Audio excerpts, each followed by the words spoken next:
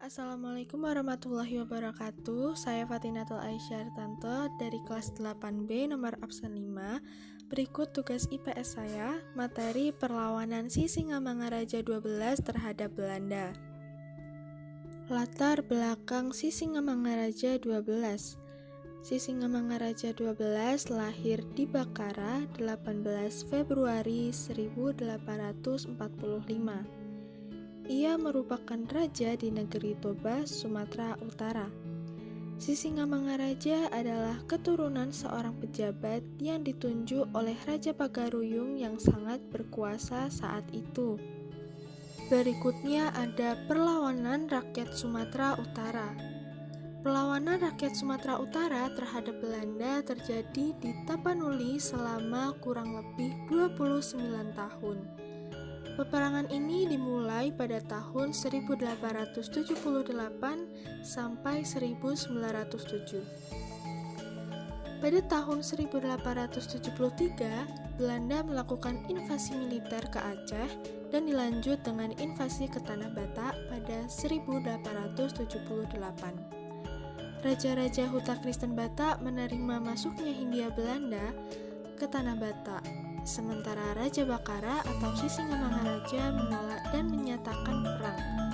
Pada tahun 1877, para misionaris di Selindung dan Bahal Batu meminta bantuan kepada pemerintah kolonial Belanda dari ancaman diusir oleh Sisingamangaraja 12.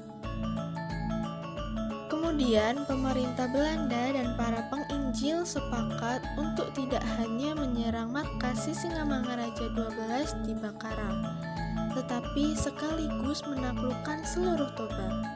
Pada tanggal 6 Februari 1878, pasukan Belanda sampai di Pearaja, tempat kediaman penginjil Ingwer Ludwig Nommensen, beserta Nommensen dan Simonite menuju ke Bahal Batu untuk menyusun pertahanan. Namun, kehadiran tentara kolonial Belanda ini telah memprovokasi Sisingamangaraja 12 yang kemudian mengumumkan bahwa perang dimulai pada tanggal 16 Februari 1878. Penyerangan ke pos Belanda dan di Bahal Batu. Pada tanggal 14 Maret 1878, datang Residen Boyle bersama pasukan yang dipimpin oleh Kolonel Engels sebanyak 250 orang tentara dari Sibolga. Pada tanggal 1 Mei 1878, Bakara Pusat, pemerintahan Sisingamangaraja diserang pasukan kolonial, dan pada 3 Mei 1878, seluruh Bangkara dapat ditaklukkan.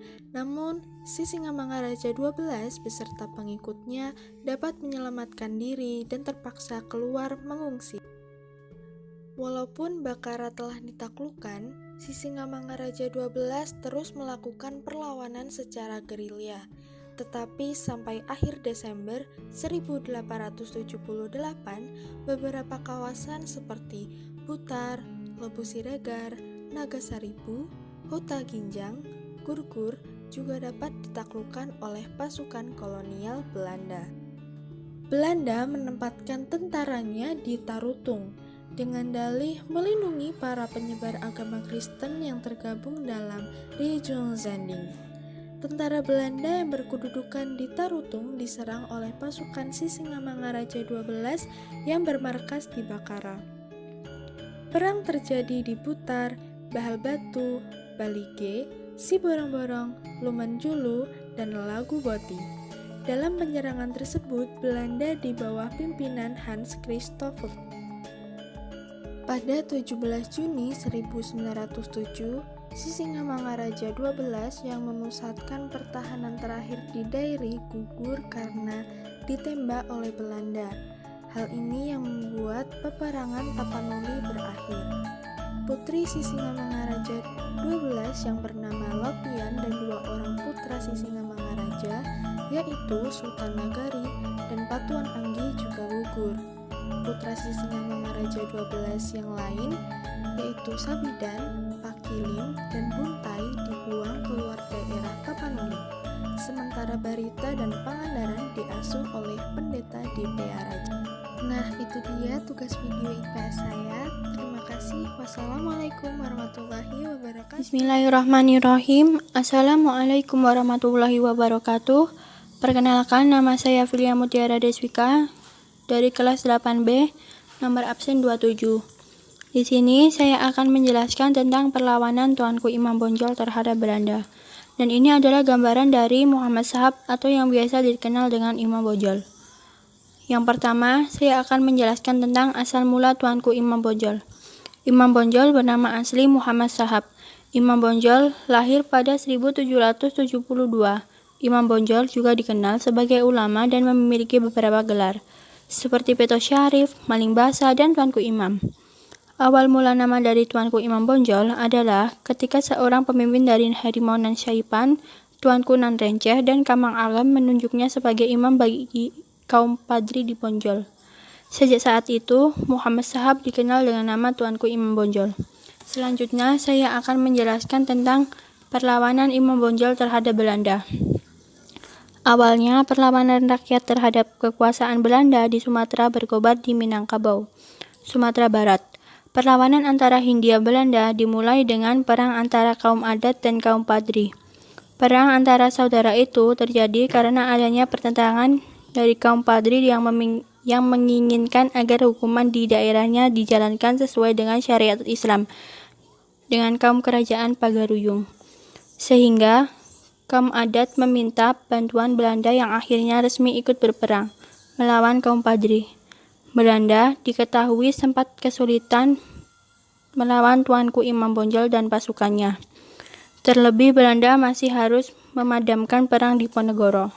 Pada tahun 1821, Belanda masuk pada perselisihan kedua golongan. Belanda memihak kaum adat sehingga berkobarlah perlawanan kaum Padri terhadap Belanda. Kaum Padri dipimpin oleh Tuanku Imam Bonjol. Berkobarlah perang di Ponegoro memaksa Belanda berdamai dengan kaum Padri. Kedua belah pihak sepakat tidak saling menyerah dan menghormati batas-batas wilayah masing-masing. Setelah perlawanan di Ponegoro berakhir, Belanda melakukan serangan. Belanda berhasil merebut markas kaum Padri di Bonjol. Setelah itu, kedua kaum bersatu, yakni kaum adat dan kaum Padri. Dan pada tahun 1833, mereka berhasil merebut kota Bonjol. Belanda mengirim Sentot Ali Basyah Prawirodirjo dan tentaranya yang telah menyerah di Jawa ke Sumatera Barat dengan tujuan berperang melawan pasukan Imam Bonjol. Namun, Sentot melakukan kontak rahasia dengan kaum Padri. Ia ditangkap lagi dan diasingkan di Bengkulu. Pada tahun 1837, Bonjol kembali direbut Belanda dan Imam Bonjol pun ditangkap, dibuang ke Ambon, kemudian Minahasa.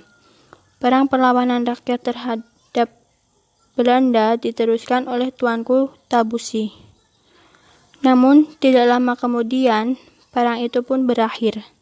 Sekian dari saya, bila ada salah kata mohon dimaafkan. Wassalamualaikum warahmatullahi wabarakatuh. Assalamualaikum, perkenalkan nama saya Hanifah Rizkaryani dari kelas 8B, nomor absen 10. Pada video kali ini, saya akan menceritakan salah satu pahlawan bangsa Indonesia yang berperang melawan kolonialisme Belanda. Siapa ya kira-kira? Yaps, benar. Beliau adalah Thomas Matulesi. Thomas Matulesi lahir di Haria yang terletak di Pulau Saparua, Maluku. Beliau lahir pada tanggal 8 Juni tahun 1783. Thomas Matulesi juga dikenal dengan nama Kapitan Pattimura pada umur 34 tahun. Atau Pattimura adalah pahlawan nasional Indonesia dari Maluku. Menurut buku biografi Pattimura, versi pemerintah yang pertama kali terbit, M. Sapija menulis bahwa pahlawan Pattimura tergolong turunan bangsawan dan berasal dari Nusa Ina Seram. Ayahnya yang bernama Antoni Mattulessy adalah anak dari Casimiliali Pattimura Mattulessy. Yang terakhir ini adalah putra Raja Sahulau. Sahulau merupakan nama orang di negeri yang terletak dalam sebuah teluk di Seram. Sebab adanya perlawanan hingga pertempuran para pahlawan menghadapi Belanda.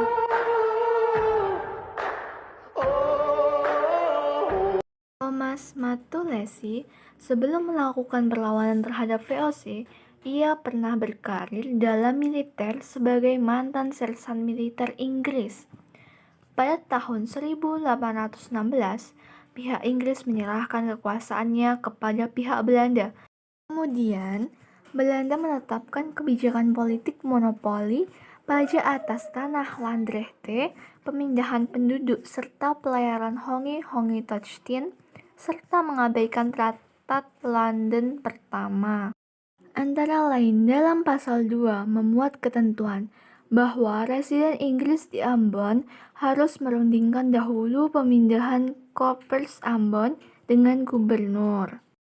Dalam perjanjian tersebut juga dicantumkan dengan jelas bahwa jika pemerintahan Inggris berakhir di Maluku, maka para serdadu-serdadu Ambon harus dibebaskan dalam artian berhak untuk memilih, untuk memasuki dinas militer pemerintahan baru atau keluar dari dinas militer.